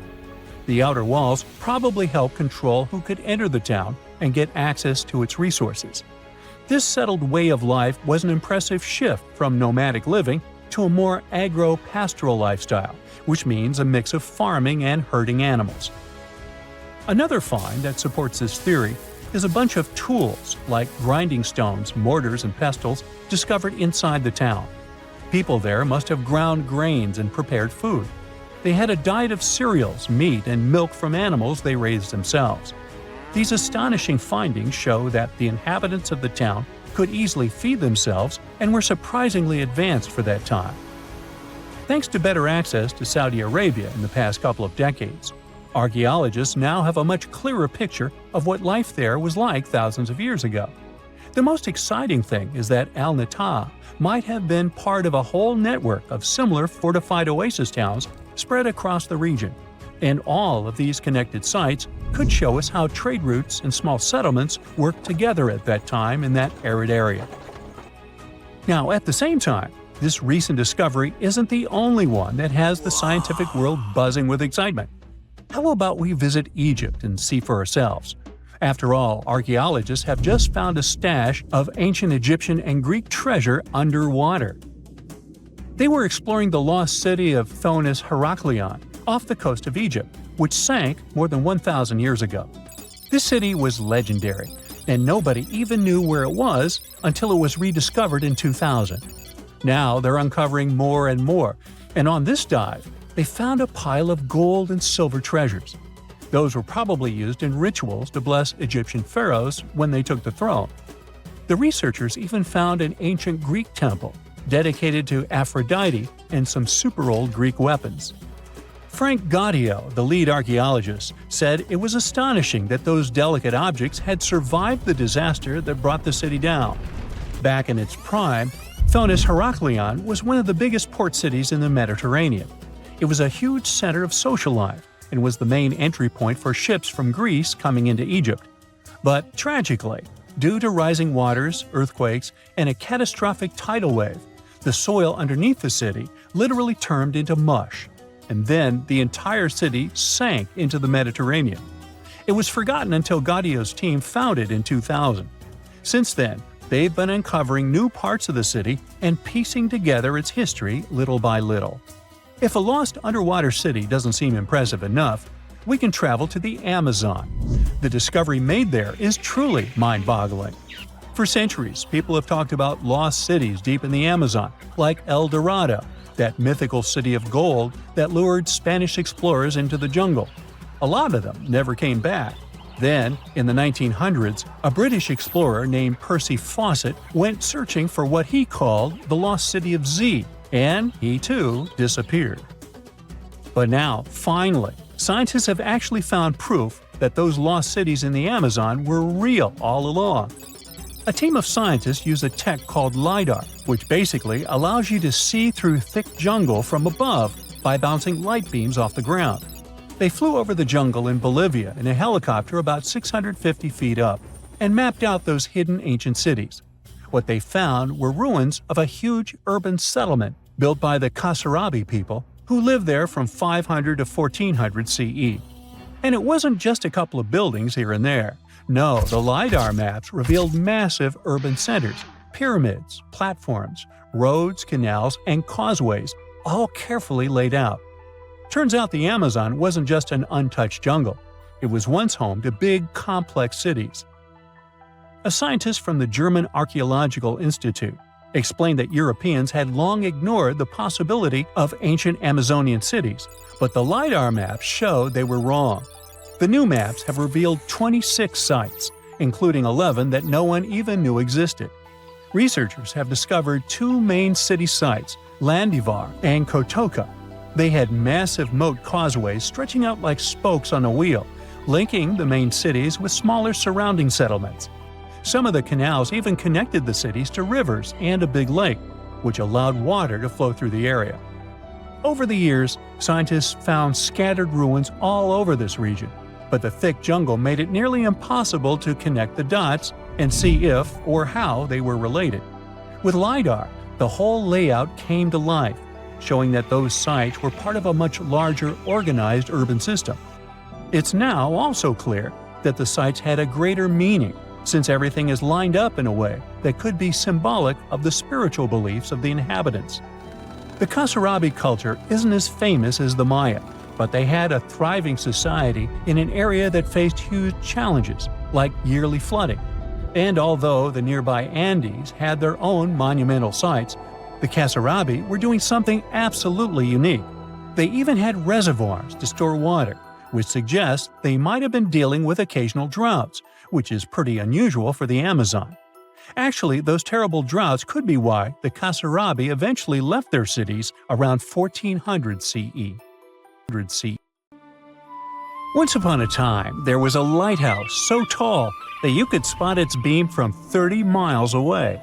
A mysterious tower that was the symbol of wealth and engineering genius, made with stones so giant and heavy that it still makes us gasp.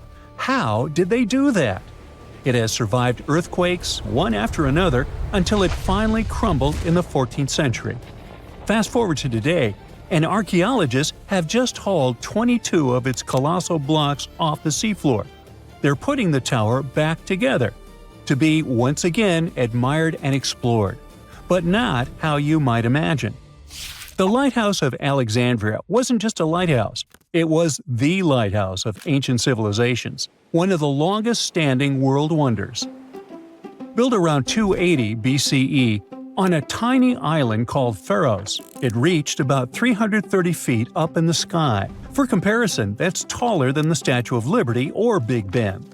Now, keep in mind that this was before cranes, steel beams, or gym enthusiasts, and it becomes awe-inspiring.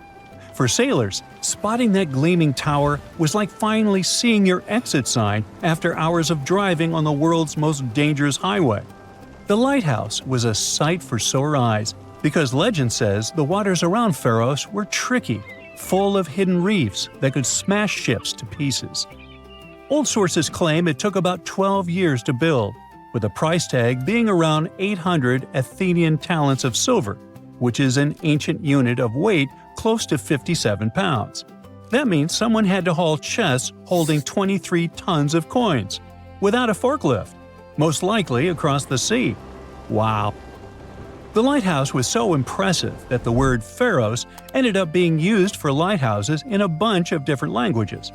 The structure had a cool three-tier design. It was square at the bottom, octagonal in the middle, and cylindrical on top. On its top, it had a statue, most likely of Zeus or Poseidon. The lighthouse's white limestone exterior was polished with a sun-catching plaster, so it gleamed like a beacon even without fire. At night, things were different. Wood was hard to come by in Egypt, so the fire on top may have been fed with bundles of papyrus roots or even naphtha for a brighter flame. Whatever the fuel, its glow was boosted by a massive polished bronze mirror. Now, bronze mirrors were common back then. It wasn't until the Renaissance, way long after the Pharos had crumbled, that glass-coated mirrors became standard in European lighthouses. During the day, the same mirror could reflect sunlight, and the tower's bright white silhouette, along with the smoke curling up from the fire, would help sailors find their way. Alexandria was one of the biggest ports in the ancient world, filled with merchants, travelers, and messengers, and the lighthouse was its landmark. Now, fun fact, if you're a fan of the Song of Ice and Fire universe, it certainly popped into your mind when reading about the High Tower of Old Town. Some fans speculate that not just the fictional lighthouse, but also the city itself, was directly inspired by Alexandria. And George R.R. Martin's love for ancient wonders doesn't stop there. There's also the Titan of Bravos, and the beloved author confirmed the intentional parallel to the imposing Colossus of Rhodes. For over 1,600 years, the lighthouse stood high against time, storms, wars, and intrigues, just like in the Game of Thrones. But it was finally defeated by nature itself.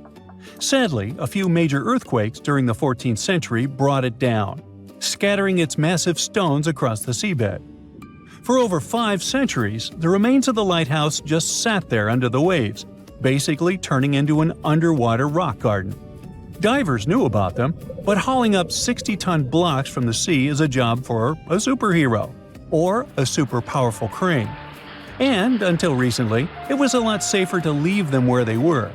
Alexandria is still, to this day, a busy harbor and isn't exactly the easiest place for delicate archaeology. In the 1990s, archaeologists started mapping the whole area around Pharos Island. What they found was precision-cut limestone and granite blocks, some still showing carved edges.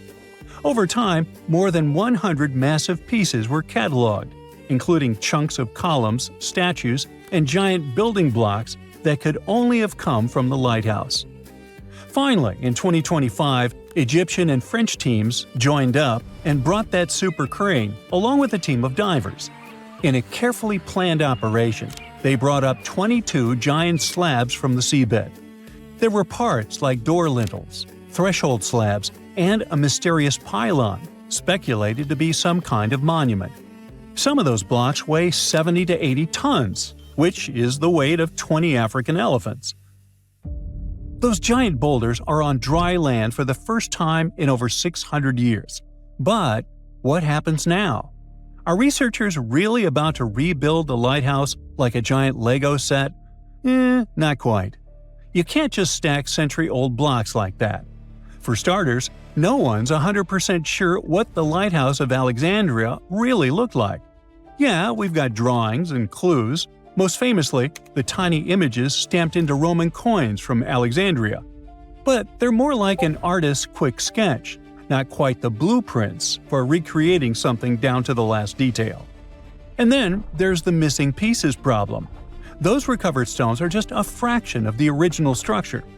Over the centuries, much of the lighthouse's material was repurposed.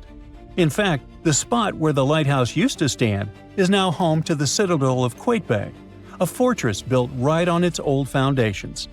The fort is not just a symbol of the past, but also a tourist attraction and a recognizable Alexandrian landmark. So, no, Alexandria isn't about to get its legendary tower back. At least not in that way. Instead, these newly recovered stoneworks are headed for conservation labs to be studied. Specialists will clean, stabilize, and document every carved groove and chisel mark. Later, they're likely to head to a museum. After all, it's part of the national treasure. However, that's not the end of the story. We still have the technology on our side that promises a fully recreated and explorable lighthouse, just like it was all those centuries ago. The entire endeavor is called the Pharos Project, and its mission is to turn those hauled massive stones, lintels, thresholds, base slabs, and even a mystery pylon into a complete walk-through digital twin of the Lighthouse of Alexandria. Each piece is getting high-resolution 3D scanning, joining more than 100 fragments already recorded underwater. The goal isn't just a research. The Pharos Project aims to bring back the lighthouse's original look and feel and turn it into a museum. 330-foot-tall structures often have a lot of stairs, and virtual reality is going to be far less painful for my old feet. Museum visitors could walk around its base in augmented reality, while researchers could use the model to test new theories about its structure and function. Hopefully, we'll be able to customize our own atmosphere, dim the lights, and examine the walls just like in a video game. Maybe they'll render pigeons and seagulls to make it even more authentic. We still don't have many details, but the entire thing is being recorded and will be made into a documentary. While we don't have booths to time travel, talented designers can bring the past back to the present. They just need the correct concept art. Sure, nowadays you can recreate almost everything in 3D, but the point here is the authenticity, to put it back together exactly how it was. This is what the Project Pharos wants to achieve. Maybe one day, every ancient world wonder will end up being recreated in a similar way. But there's no reason to stop there. Virtual tourism can save time and money, and while nothing can replace the real experience, visiting authentic locations recreated in virtual reality may be the next best option. Locals are already excited.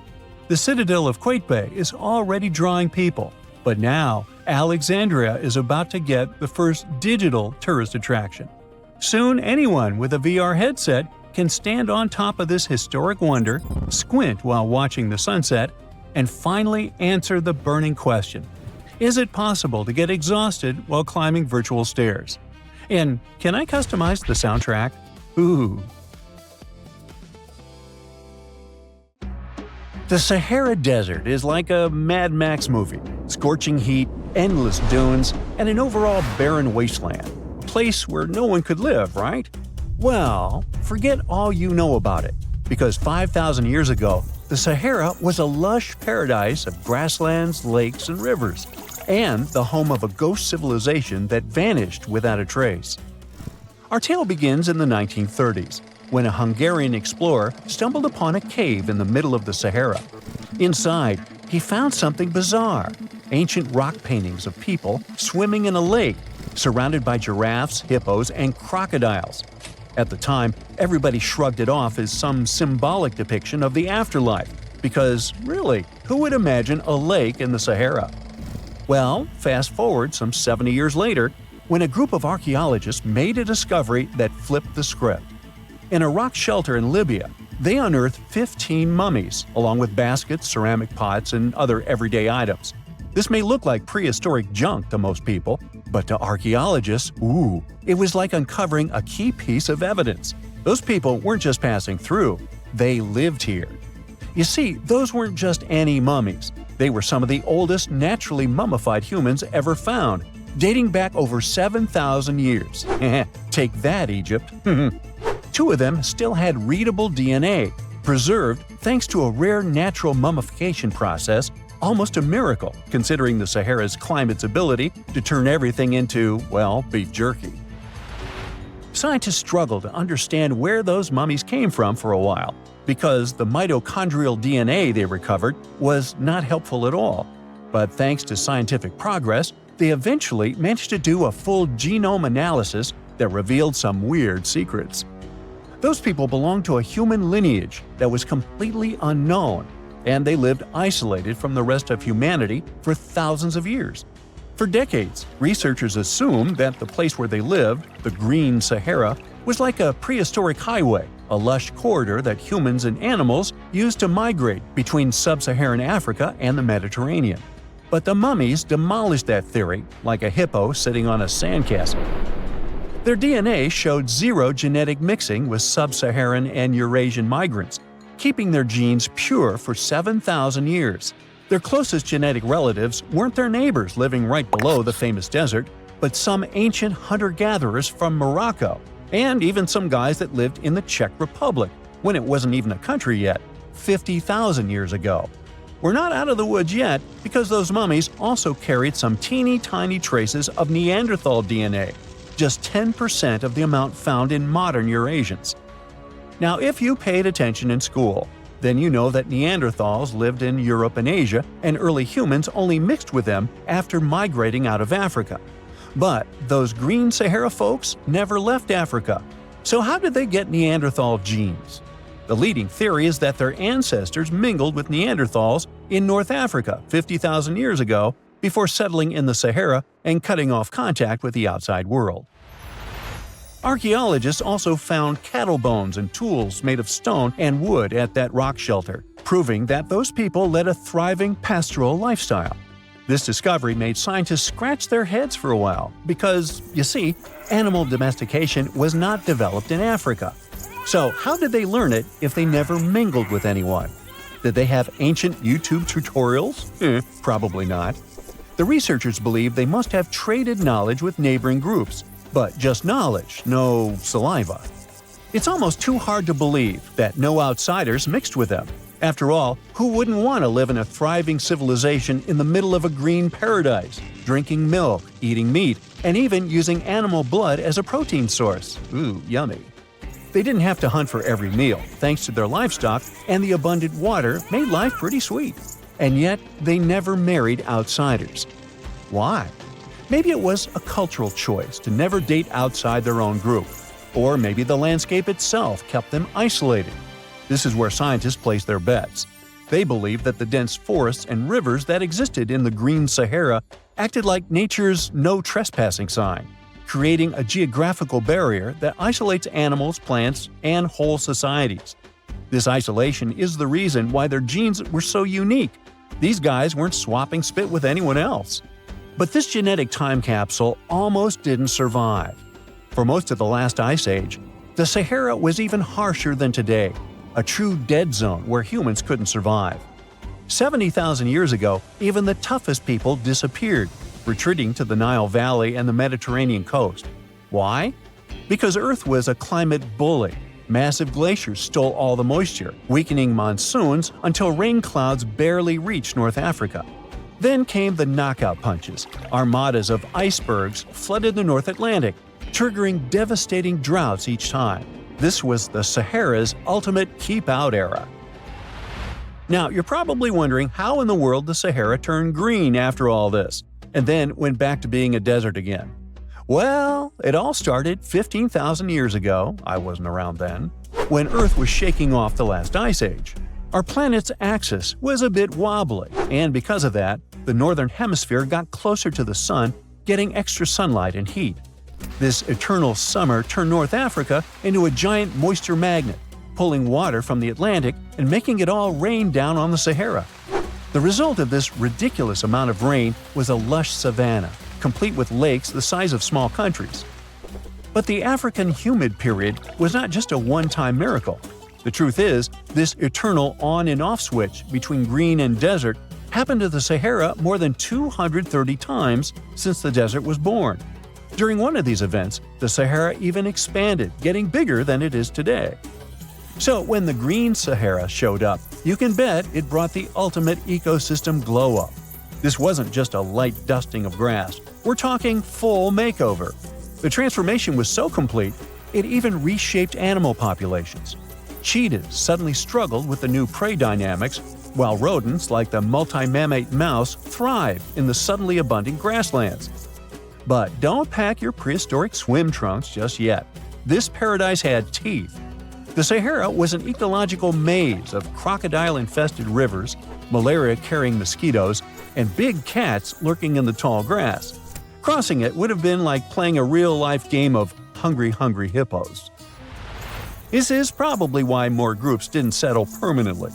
The Sahara's climate cycled between wet and dry every 20,000 years, hardly a stable zip code. For most ancient people, it was smarter to treat the green Sahara like an all-you-can-eat buffet, grab resources and leave before the desert returned. Still, this green Sahara period lasted for 10,000 years, giving our mystery shepherds plenty of time to thrive. But around 5,000 years ago, Earth's axis shifted again, the rains moved away, and the Sahara dried up faster than a puddle in July. As the desert returned, the shepherds from the green Sahara had no choice but to pack up their livestock and leave. Some researchers believe they migrated toward the Nile, laying the groundwork for ancient Egypt, so I guess their legacy lives on. Besides, their pure lineage may be extinct by now, but some faint genes of the mummies can still be found in the people that live in North Africa today. But the introvert mummies were not the only ones using the green Sahara as an Airbnb. They actually had neighbors just around the corner, in a lakeside village in Niger to be exact. Those people thrived for 5,000 years and left behind the oldest Sahara Desert cemetery, including a man buried in a turtle shell, a grinning Halloween man with filed teeth, and a heartbreaking family embrace frozen in time, victims of the very waters that sustained them. Eventually, those people disappeared too, just like it happened to our antisocial friends. This proves that this desert outsmarts everyone, with a landscape that gives paradise with one hand and takes it away with the other. Well, here you are, on a week-long trek through the Himalayas. You're exhausted. The cold is cutting through to your bones, and suddenly, you stumble upon a human skeleton near a lake. You look around, and there are dozens, maybe even hundreds of bones scattered across the ground. Well, guess what? This really happened in 1942 with an Indian forest official. Since this chilling discovery, researchers have been trying to figure out how so many people lost their lives in such a remote, isolated spot. So, what happened up there? We're talking about Rupkund, a lake sitting at over 16,000 feet in the Himalayas. But it's not just known by that name. People also call it Mystery Lake, or even more bizarrely, the Skeleton Lake. This place is remote, I mean really remote.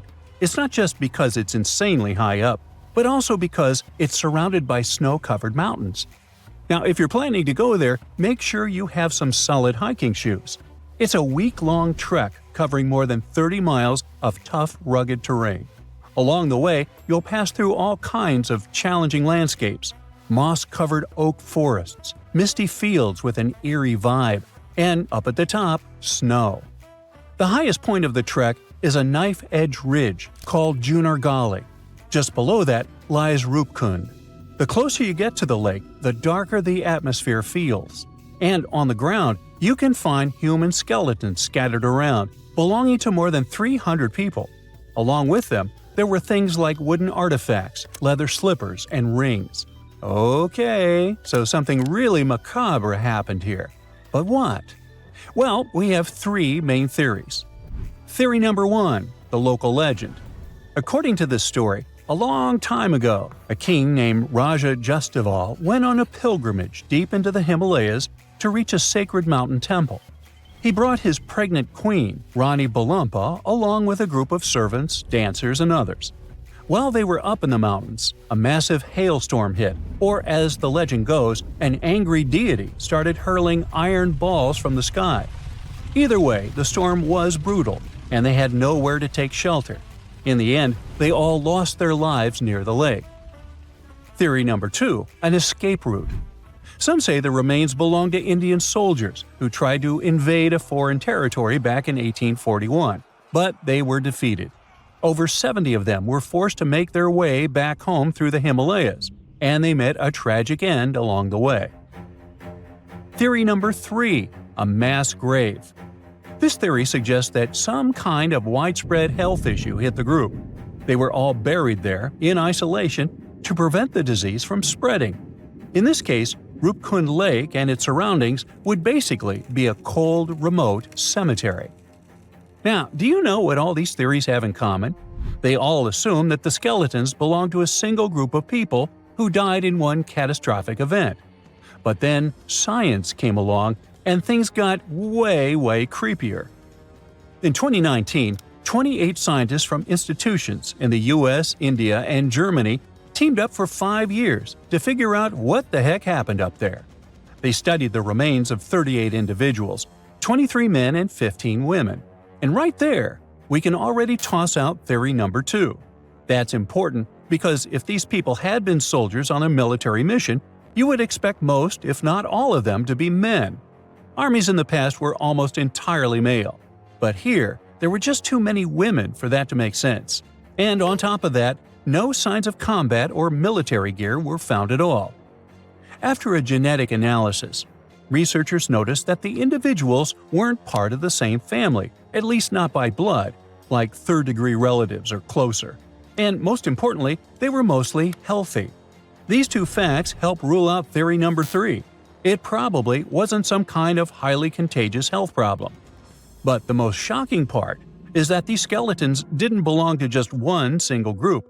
They actually came from 3 distinct groups. The first group had ancestry that falls within the range of present-day South Asians, basically from the regions that are now India, Pakistan, and Nepal. The second group had ancestry typical of Eastern Mediterranean, just like people from today's Greece, or more specifically from Crete. And they also identified one individual with Southeast Asian-related ancestry. The dating also shows that these remains weren't deposited at the same time. In other words, groups 1 and 2 didn't live during the same period. Their deaths were actually spread out over as much as 1,000 years. Oh great, now theory number 1 is out the window too. After all, the studies can confirm that these people passed away in at least 2 separate tragic events. According to the researchers, there is a possible clue about where at least some of the people with South Asian ancestry might have come from, or why they were even up there in the first place. Rupkund Lake isn't part of any major trade route or anything like that, but it is along the path of a pilgrimage called the Nanda Devi Raj Jat. It still happens today, once every 12 years, where people hike through the mountains for worship and celebration. Now, the written records of this pilgrimage only show up around the late 1800s, but there are inscriptions in nearby temples that go way back, like to the 8th or 10th century. So, it's possible the tradition started much earlier, and maybe some of these people passed away during one of those early pilgrimages, due to a heavy storm or some other natural disaster. Okay, but how do we explain the group that came from Greece? Well, that's definitely more puzzling. First, because there aren't any historical records or evidence to explain who these people were or what they were doing in the far reaches of the Himalayas, so it's hard to know where to start. The study suggests that they could have been a group of unrelated men and women born in the eastern Mediterranean region around the time the Ottoman Empire controlled that area. The evidence suggests that they had a diet mostly based on land-based foods, not the seafood you would expect from people living near the coast. So they might have lived inland and somehow ended up in the Himalayas, possibly traveling for reasons that researchers can't fully explain yet. The best guess is that they were also participating in a pilgrimage, but honestly, it seems pretty unlikely that people from Europe would have traveled all the way to Rupkund just to do that. And let's assume they did. What exactly happened to them? I mean, how did they all pass away in the same exact spot? Well, the researchers can't say for sure, but people online love to speculate. You think? Some suggest that they fell from the Guiengola Ridge, or since they were at such a high altitude, maybe they passed away due to acute mountain sickness. Up there, the oxygen levels are much lower, which can lead to things like headaches, vomiting, and dizziness. The problem is, it can escalate quickly, and if it affects your lungs and brain, it can become life-threatening. So yeah, it could have happened. But it's still strange to think it happened to so many people all at once. We definitely still need a lot more answers when it comes to Rupkund. But one of the obstacles researchers face is that the site remains highly disturbed and unpreserved. Over the years, trekkers have moved around the skeletons, or worse, some have even taken them home as macabre souvenirs. But the more we mess with those remains, the harder it becomes to find an accurate answer in the future, no matter how much science advances. So, for now, the Mystery Lake will remain exactly that, a big mystery. 1,000 years ago, near modern-day St. Louis, Missouri, there was a vibrant, bustling city called Cahokia. It was a Native American city, the largest and most influential one in Mississippian culture. At its peak, around 1050 BCE, Cahokia was home to as many as 30,000 people, making it larger than Paris at the time. But what's interesting is that Cahokia didn't have any big marketplace. Usually trade was the backbone of any big city, yet this one stood out for archaeologists. That's because Cahokia wasn't about commerce. It was about culture, community, and parties.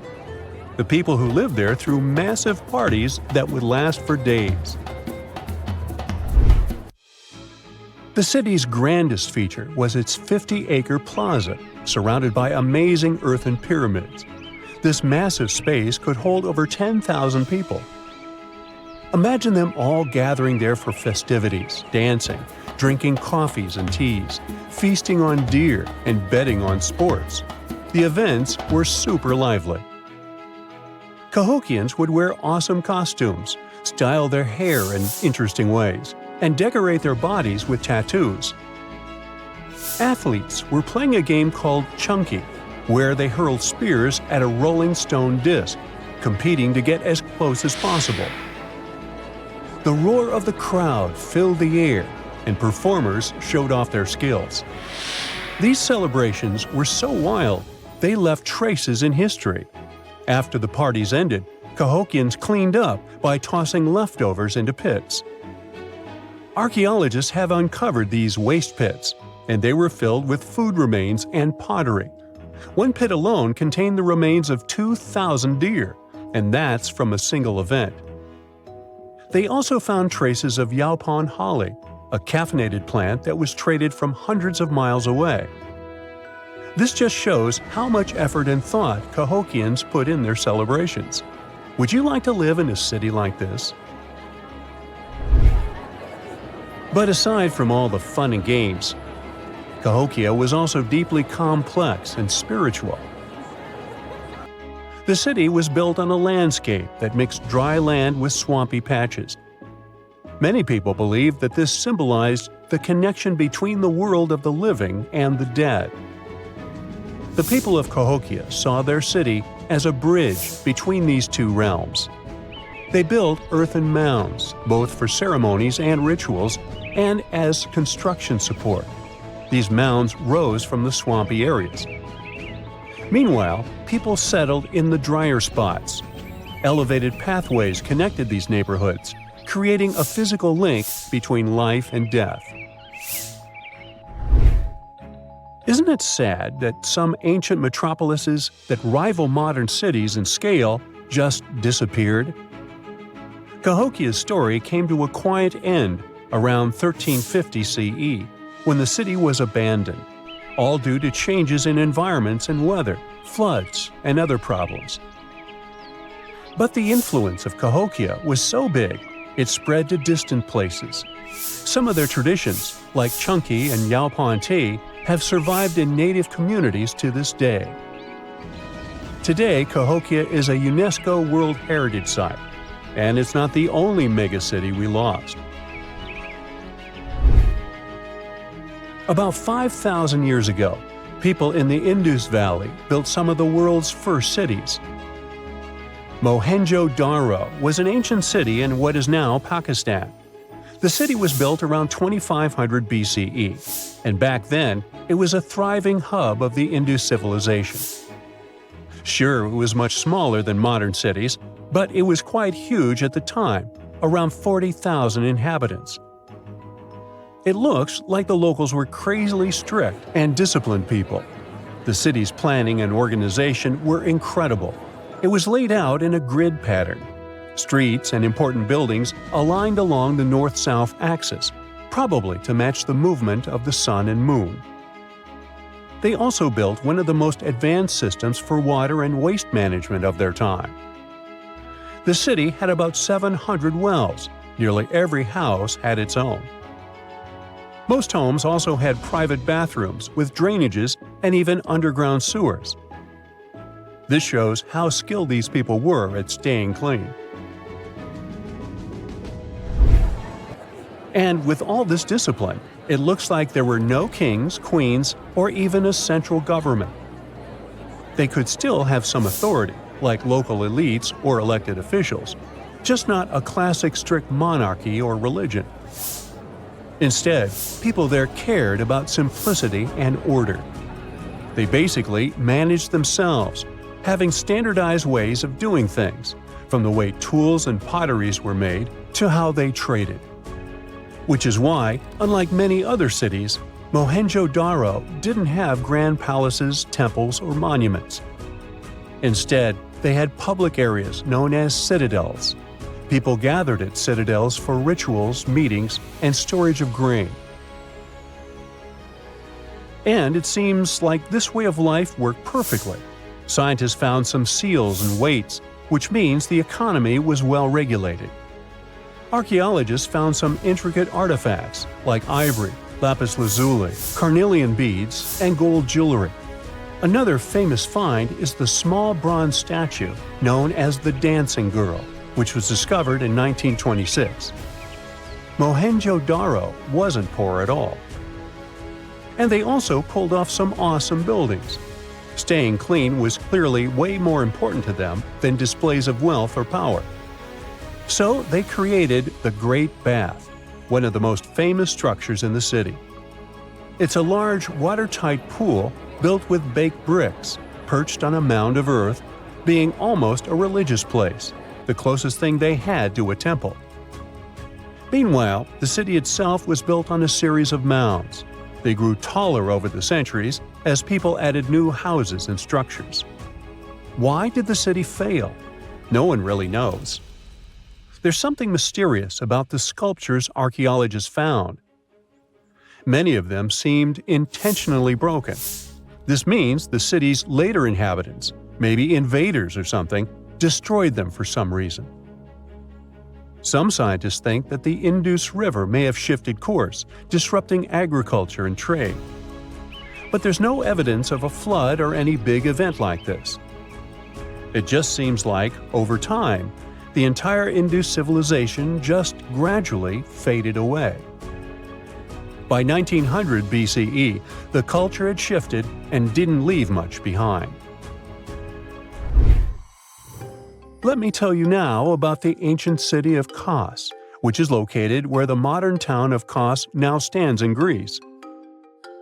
Imagine arriving by sea, and the first thing that hits you is the sheer grandeur of its agora, this massive public square built with stones in different colors, laid out on terraces that rise above you. It was one of the biggest in the ancient world, and it made a great impression on anyone approaching the city. This place has a rich history, dating back to around 2300 to 2200 BCE. A long time ago, local folk gathered up from different parts of the island to form a new city in the northeast. People have lived there since the Bronze Age, and over time, it became a super important center of culture and trade. And no wonder, since it's right near a natural harbor. The harbor was sheltered by two breakwaters, and people built some of the most important religious sites there, including the sanctuaries of Aphrodite and Hercules. Kos wasn't just beautiful, though. It had some brilliant design. The whole city was laid out in a neat grid, with streets crossing each other at perfect right angles, literally looking almost like a modern city. Thanks to this, moving around was super easy, and the blocks, or insulae, were big enough to fit several large houses. Kos remained largely unchanged until the 6th century CE. Over time, it started gradually shrinking in size, confined within the walls of what is now the Chora neighborhood. Meanwhile, Palmyra was an ancient city built around a beautiful oasis sometime around the 3rd millennium BCE. Originally known as Tadmor, this city flourished as a major stop on the Silk Road, linking the Near East with Asia. It was a thriving center of trade and culture. They had a marketplace, assembly buildings, grand gates. In other words, this place was bustling with life. The city has been through many hands throughout its history, from the Byzantine to Arab caliphates, which is probably why it had some awesome architecture. An interesting blend of Greco-Roman, Persian, and Arabic vibes. The Temple of Bel, the Great Colonnade, and a Roman-style theater. But, like all the others, it decayed over time. Palmyra's importance faded, and by the early 1400s, it had been largely destroyed. But at least its ruins remained. Right now, they're a UNESCO World Heritage Site.